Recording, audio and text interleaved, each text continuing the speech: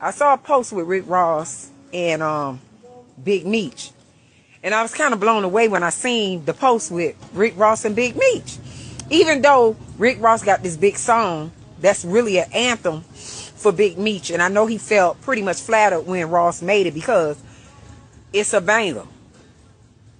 But who else put out a banger for Big Meech was also 50 looking out, telling, you know, Big Meech's story on TV. And 50 being who he is, had everybody in tune. For those that didn't know who Big Meech was. Now, pretty much people from Big Meech era know who Big Meech is.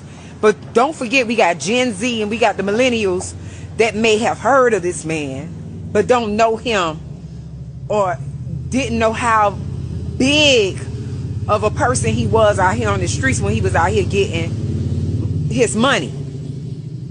But 50 had BMF going off. Like, BMF was the talk. You know, BMF was the shit. And pretty much 50 felt like it was a slap in the face to see Big Meech in a picture with his rival. Now, y'all know 50 Cent is big on loyalty. A lot of people want to call 50 lame, childish, a hater. He want everybody to hate. And all these Ja Rule fans coming out the woolworks. Everybody that's Team Ja Rule that ain't have nothing to say because 50 been balling on their ass like consecutively. Now all of a sudden that he have a falling out or some differences with somebody that was a top dog on these streets and in most other states too. They want to come in and link with the ops. And I feel like that's flaw-like activity because if you wasn't saying nothing all the while this man putting out these movies back to back, and I'm telling you, 50 was going strong putting out TV series back to back, and they doing mad numbers. He had stars jumping. And all these niggas that, even though they was Team Ja Rule, they was on 50 Cent dick. Because there was no other place to be but on that man dick. Disrespectfully. I'm just being very disrespectful about it. And my thoughts on that was these dudes that's getting on the internet and trying to get in front of the camera and trying to slander 50 because he is strong on loyalty. Y'all already know when 50, he don't care what's your title, who you are, how you doing. He don't care what's your title, who you are, who you represent. If he feel like you betray him in any type of way, he gonna cut you off. He gonna cut you off and he ain't gonna think twice about it. He may speak his opinion on it if somebody asks about it and say, hey, what happened with you and this person? He may talk about it, but he just gonna cut you off. And that's how bosses move. When you making your own money and you have established being successful in the area that 50 has been successful in, he's not thinking twice on cutting people by the wayside that has wronged him. He is not thinking twice on getting rid of somebody that he feel like may jeopardize him as a person. If this man can cut his son off, come on now, let's talk. If this man can cut his firstborn off,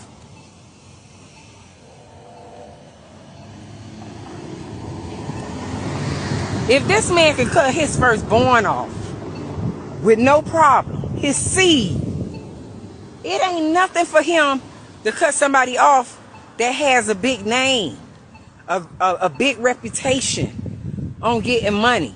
You know what I'm saying? So at the end of the day, I don't know if they thought that if Big Meech be all right with Ross and Big Meech be all right with 50, they was going to be on mutual grounds.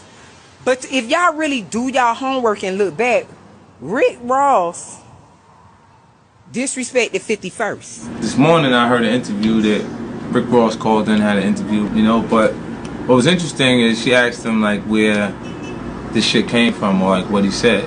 We got Rick Ross on the line. What's up, Ross? What's up, B? Shit came out of the clear blue sky to me. I didn't know what the fuck the nigga was talking about when I heard it. And then what he said was so whack that I didn't even know if the nigga was meant it or he was like, you know what I mean, some sideways shit. So anyway, she asked him where it came from, and he said from the BET Awards. Now, I ain't never had a conversation with these niggas. I don't know these niggas. I know your name. I seen your video. Other than that, we ain't got no business together. We ain't got no reason to even be talking to each other, right? So niggas think that it's an opportunity to create energy or like a excitement for the actual release of their record. And I understand that it may be more attention than you usually get, but it'll be the kind of attention that when it goes away, you go away completely. Like there's nothing else left for your ass. You completed, done. I already see from here, from where I'm at, that this nigga's a total fraud. Like, you know what I mean? Like it's not even no issue. You see me at the BET Award, you see me by myself. Everybody at the BET Awards saw me. I don't even remember seeing this nigga. This the illest shit is, I don't even remember like in passing. Like you so unimportant that I don't even remember walking past the nigga or anything. And Ross's home team. And I fuss with Ross because I've seen Ross give back to inspiring artists that want to be big. I've seen him interact with other people on such a grounded level. But when he came for 50, that was to get everybody off of the conversation talking about he was a correction officer. I remember it like it was yesterday. 2008, 2009, everything was hitting the fan. But when somebody uploaded Ross W-2 forms as a correctional officer on the internet, and everybody was like joning and laughing and roasting and ranking Ross for being a correction officer, Ross took another route and targeted 50 to get another topic, you know, jumping on the internet. And that was him coming for 50. He made up this story somehow about him being backstage and Curtis act like he didn't know who he was. And this is how the beef started. He said Curtis was ignoring him and acting like he didn't know who he was. And Ross started talking cocky. And then he put out a diss song. And I remember on This Is 50, his team, 50 Cent team came to him with the song and said, you want to hear this? And 50 say, run it. And that's when 50 responded to Ross. And this is what 50 felt like. 50 felt like, I don't even know this dude and this dude is disrespecting me. I don't even know Buddy and he's straight disrespecting me. So I'm finna troll him. And 50 Cent became a troll, trolling Ross. And they never seemed to get it back right after that, because once you cross the line of disrespect, any grown man ain't finna hang around another grown man that he feel like he can't trust. And if you start hanging around a man that a real man can't trust, then he gotta cut you off too. He gotta eliminate you, because now he feel like you playing both sides. And do you blame 50 though? Like 50 ain't no average dude that got a little bit of money. We talking about somebody that got money, a career, he got everything to lose. He can't take a gamble on being around somebody that's trying to play both sides with somebody. He's just not gonna do that. That's just like when his son took that picture with the son of the dude that allegedly hit him up like 9 times. I can't even mess with my son because I don't know what my son on. I don't know if he made a deal with the devil and trying to set me up. Because everybody know, anybody that's getting money, they know in order to take somebody out or do damage, they normally use the closest person to you. And 50 is from the streets. Big Meech is from the streets. Ross hung around the streets, but Ross was not really in the streets. He was cool with street niggas. And we just got to keep it real. Because he was a 9 to 5er. He worked a 9 to 5. And I'm not saying Ross a bad nigga. He's a good nigga.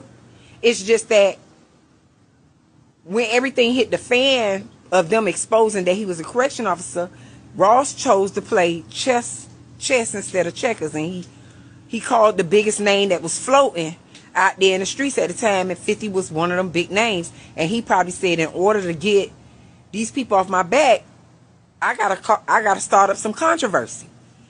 Now, was it a real beef with Ross and 50? No, it wasn't a real beef when Ross initiated it, but it became a real beef once it was initiated.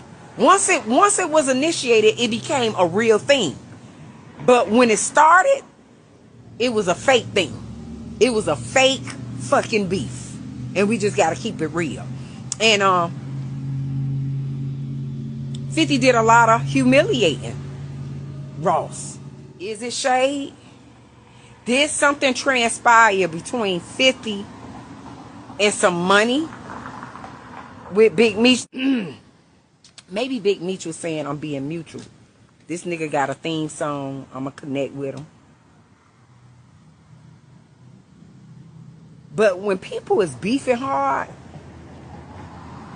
people don't really like somebody that they invest in their time to make you be great when you come home, to feel like you not showing love or respect for the energy that they put into making your legacy look great, being televised. Because everybody was saying, oh, Big Meech could have came home and did it himself. Big Meech could have came home and did his own show because he got a legacy. That might be true. But everybody know that 50 Cent, everything that he touched turns to gold.